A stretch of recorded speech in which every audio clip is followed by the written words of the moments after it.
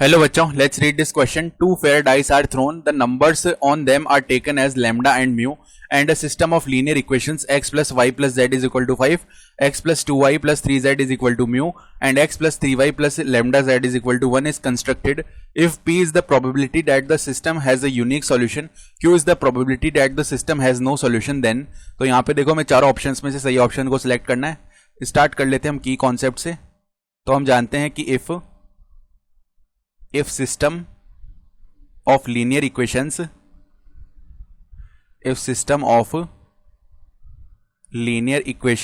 has first point अगर unique solution हो, unique solution, तो इस केस में क्या होता है, दिस इंप्लाइज डेल का value not equal to zero होता है. सेकेंड केस नो सॉल्यूशन, तो इस केस में क्या होता है, del is equal to zero होता है and at least one of del one comma del two comma del three must be non zero, यानी इनमें से कम एक नॉन जीरो होना चाहिए. ठीक है, तो अब देखो जो इक्वेशंस हमें दी हुई है वो लिख लेते हैं. तो x plus y plus z is equal to 5 है, ये फर्स्ट इक्वेशन है. Then x plus 2y plus 3z is equal to mu दिया हुआ है, और x plus 3y plus lambda z इसका वैल्यू 1 दिया हुआ है. तो अब अगर हम यहां से डेल का वैल्यू लिखेंगे, डेल कैसे लिखते हैं, x y z के कोफिशिएंट से बना हुआ डिटर्मिनेंट, तो 1 1 1 आ जाएगा. देन 1 2 3 आ जाएगा, 1 2 3 ये आ गया. उसके बाद में 1 3 और लैम्डा आ जाएगा, 1 3 लैम्डा. तो इसको एक्सपेंड कर लेते हैं. फर्स्ट रो के अबाउट 1 आ जाएगा, फिर 2 मल्टीप्लाई में लैम्डा यानी 2 लैम्डा, माइनस 3 मल्टीप्लाई 3 यानी 9, माइनस में 1 आ गया. ठीक है, लैम्डा माइनस का 3 आ जाएगा, प्लस में 1 आ जाएगा, और यहाँ पे 3 माइनस में 2 आ जाएगा. तो ये वैल्यू कितना बन गया, 2 लैम्डा माइनस का 9 माइनस लैम्डा प्लस का 3 और प्लस का 1. तो देखो 2 लैम्डा माइनस लैम्डा यानी लैम्डा हो गया, माइनस 9 प्लस 3 माइनस 6 प्लस 1 यानी कि कितना हो जाएगा हमारे पास, ये वैल्यू माइनस का 5. तो डेल का वैल्यू आ गया लैम्डा माइनस 5. तो फॉर यूनिक सॉल्यूशन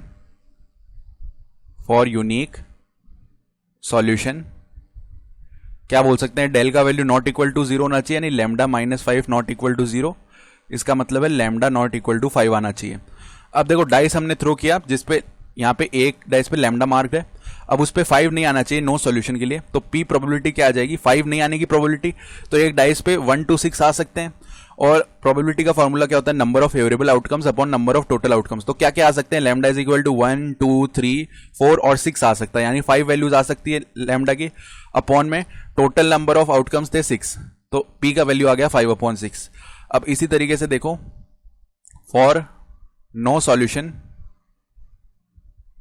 सॉल्यूशन क्या होना चाहिए कि लैम्डा का वैल्यू तो 5 आ जाना चाहिए अब इस केस में, क्योंकि डेल 0 करना है ना, तो लैम्डा इज इक्वल टू 5 आना चाहिए.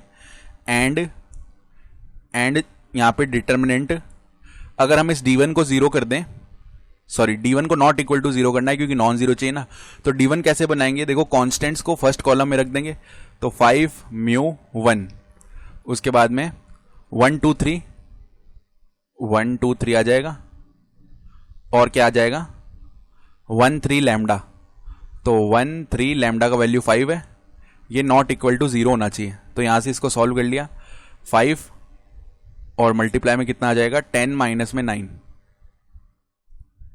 माइनस का 1, 5 म्यू माइनस 3 प्लस का 1, और यहाँ पे 3 mu minus 2 not equal to 0 होना चाहिए, यानी ये बन जाएगा 5 माइनस का 5 म्यू प्लस का 3 mu minus 2 not equal to 0. तो देखो 5 प्लस 3 8 हो गया, 8 माइनस 2 6 हो गया, माइनस 5 म्यू और प्लस 3 म्यू माइनस का 2 म्यू हो गया, नॉट इक्वल टू 0, यानी 2 म्यू नॉट इक्वल टू 6 होना चाहिए, यानी म्यू नॉट इक्वल टू 3 होना चाहिए. तो लैम्डा का वैल्यू तो 5 आना चाहिए, साथ ही साथ म्यू नॉट इक्वल टू 3 होना चाहिए. तो इसके लिए जो प्रोबेबिलिटी क्यू है वो देखो कितनी आएगी, यानी पहले डाइस पे 5 आ जाना चाहिए, तो उसकी प्रोबेबिलिटी 1/6, क्योंकि नंबर ऑफ फेवरेबल आउटकम्स 1 है और टोटल आउटकम 6 है. अब मल्टीप्लाई होगा क्योंकि यहाँ पे हम दो इवेंट्स के साथ कैलकुलेट कर रहे हैं, यानी फर्स्ट इवेंट होना चाहिए एंड दूसरा इवेंट होना चाहिए। तो एंड का जब सेंस आए तब हम मल्टीप्लाई करते हैं, ठीक है। तो 1/6 और जब म्यू नॉट इक्वल टू 3 है उसकी प्रोबेबिलिटी 5/6, तो ये हो जाएगा हमारे पास में 5/36।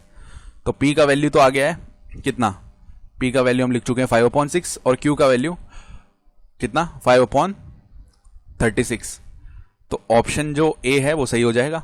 I hope you understood this explanation. Best of luck.